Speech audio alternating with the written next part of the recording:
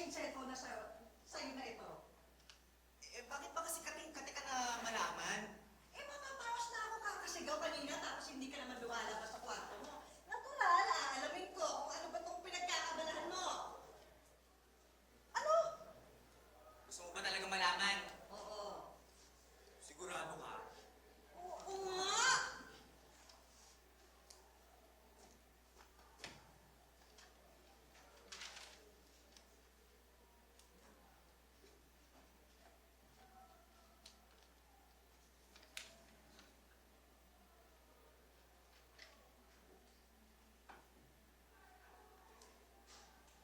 Saan mo nakuha to?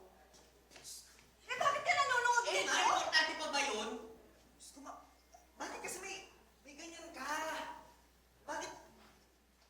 Bakit nakaluwa kasi yung, yung, yung dede mo ka sa video? Excuse me, bold ang tawag dito, pelikula. Art. Art? Teka nga, hindi mo nga sinasagot ang tanong ko. Ano ko ba naman, ma? Hindi ba obvious? Ano pa nga ba? Hey guys, it's already 2024, di ba? Pero yung mga tanong ko, hindi nyo naman sinasagot. So bakit nga? Saan mo nga nakuha to? Eh, sinend kasi nung mga klase ko sa akin. Kanina lang. Sabi niya, marami ka pa raw ganyan. Na daw ako magtanong kung ilan. So, ilan nga ba? Tatlo? Times two. 6? What the fuck? Wait, totoo niyo yung bibig mo. Ma, number pa talaga ng Diablo. Ma, Mama Mary is not proud of you. Ma, totoo. Bakit? Sa dinami-rami ng pwede mong gawin, ito talaga? Yun talaga yung nabitan mo? I mean, okay, sure, kung it's for art, gaya namang sinasabi mo. Pero talaga ba nga? Pakipaglaplapan ka kung kani-kanino para lang mapanood ng kung sino-sino? O itong puro pangaral sa akin na, Tony, dapat ganito, Tony, dapat ganyan. Araw-araw, novena ka ng La Virgen Divina Pastora.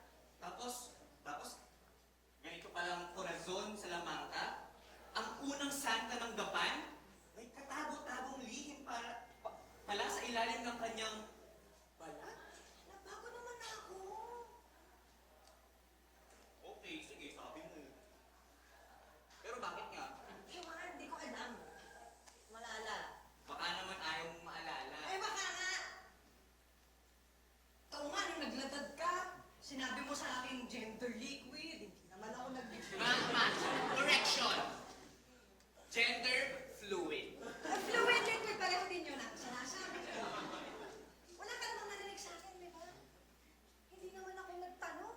Hindi naman ako nangulit. Binahal pa kami nitong kulay rosas na pobre kama kasi gusto mo humika sa bed of roses. Pero wala kasi sa palengke nun, kaya ito na lang kulay rosas, di ba?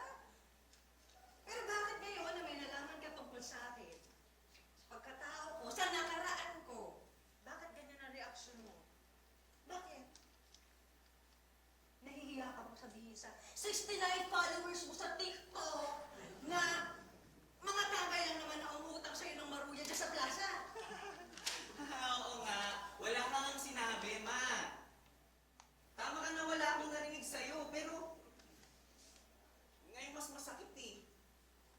Walang lumabas sa bibig mo, pero sa kilos mo.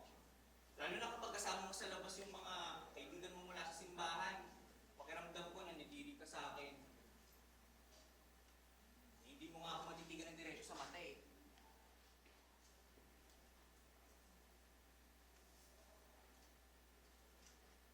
Saka ano bang gusto mong reaction ko, ma? Like, wow, ma!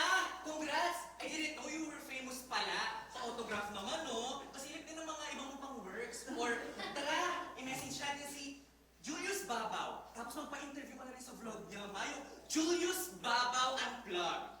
Sundan mo na rin si Coca Nicolas at Bridget De Hoya. Ganon. Gusto mo ganon? Grabe ka magsalita.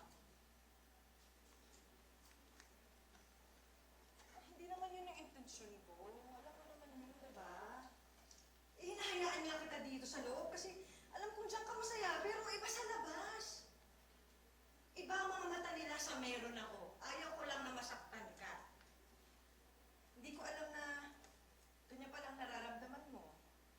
Eh, tsaka, alam mo ba, ginusto ko bang gawin yung mga nakita mo dito? Ano ba sa tingin mo ang naging dahilan ko para magpakasasa sa pera? Sa tingin mo gagawin ko yun kung nakakita ko ibang trabaho? Eh, tingnan mo nga tong bahay natin. Magharbo ba? Hindi naman ho sa ganun. Gusto ko lang malaman bakit hindi niyo po agad sinabi sa akin. Sira ulo ka ba? Ako nasa posisyon kita, sasabihin mo sa anak mo na dati ka board star. Hindi nga yata ako naging star. Board lang. Eh, sa tilso na, alata na nga lang yata pinalabas yan. Nahihiya ako. Hiyang-hiya ako.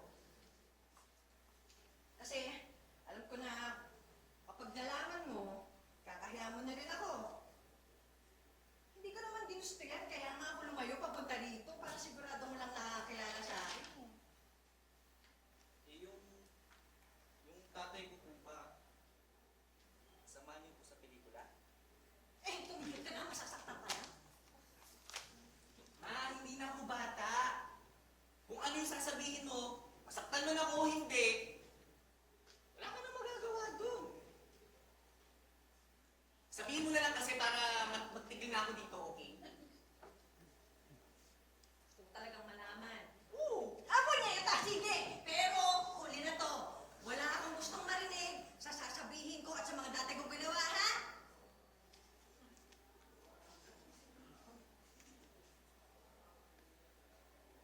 May isa akong katrabaho na nakapag-alagayan ko ng loob. Si Marco Jose. Screen name na yun. Doroteo Pagkatihan talaga ang pangalan niya. Pero hindi kasi pang All Star, kaya pinalitan ng pangalan. Ano to? Ano ulit? Ma, bakit mo pinapakita sa akin to? Panoorin mo nga kasi yan ang kunetang tatay mo. At yan ang huling pelikula na ginawa ko dahil nga nabuntis ako sa'yo. Ayoko nito. Alam mo, pinost ko to last time, nung pinanood ko. I mean, kanina lang pala yun. Pero, kadiri. Tanong ka kasi ng tanong. Diba? Kulit mo eh. Yan ang dahilan kung bakit di ko masabi-sabi sa'yo.